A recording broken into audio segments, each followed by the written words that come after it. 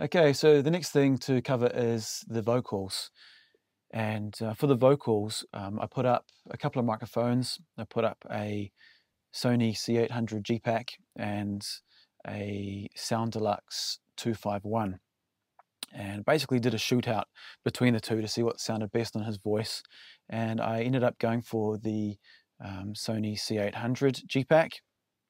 And from there, I compressed the vocal quite a bit. So first of all, went into an 1176 just to round off the dynamics a little bit. And then I went into a EMI TG1 compressor on limit to really kind of steamroll the vocal and squash it to make it nice and flat and consistent. And then on top of that, I used a LA2A. Now, the LA2A I actually used as a plugin, so I can show you that in here actually. So here is the LA2A, and I'm just using about 1 or 2 dB of compression just to smooth it out just a little bit more. So I bypass that and then back on.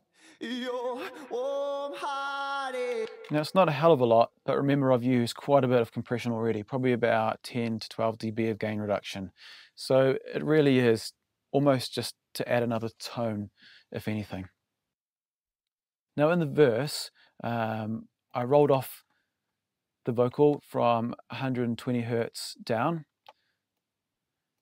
Don't really need anything below that because the voice doesn't go that low. So I bypass that. Can't hear much difference really, just to get rid of any of the pops or anything that might come through. And on top of that, just a little bit of de-essing, just to get rid of some of the S's. You can see every time you say his Essy sounds, knocking off about 4 or 5 dB. Now in the verse we also have a falsetto vocal. So I've got very similar plugins on that. I've got EQ, but I've actually got the EQ up to 250 Hertz because he's singing much higher. We don't need any of the low stuff at all. And once again, some compression and some de-essing. So when we combine those together, and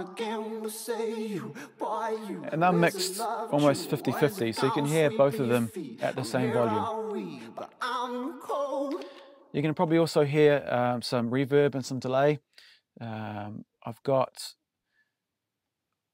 the reverb coming from inside Pro Tools as well, which I'm using this plate reverb. Now if I just mute the delay, so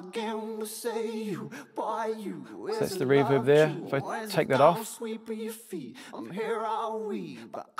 that's just to add a little bit of space, just so it's not so dry. Put that back on. And I've also got this delay here, which is an 1/8 note kind of telephone delay, so quite thin sounding. If I just turn it up so you can hear it, just to add like a little slapbacky type effect. And the final thing I've done with this is I've put a little bit of widener on. So rather than the vocal being dead center in the track, it's just got a little bit of width just to space it out and make it sound a little bit more pop, if anything. And I'm using this plugin here, which is a H3000 plugin.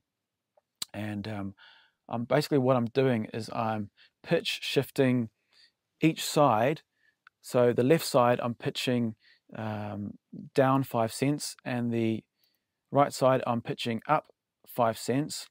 And I'm also delaying the left one by 10 milliseconds and the right one by about 15 milliseconds. So if I play that back and just turn it up so you can hear it. So that's up quite loud, and you can hear it widens quite a bit. And that's back to where I had it. So in the verse, I will have a little bit of this, but in the chorus, because I want the chorus to be much bigger, I've actually put more of that effect on, so the chorus vocal really widens out more than the verse, and that just gives that thing of, you know, the chorus being much bigger.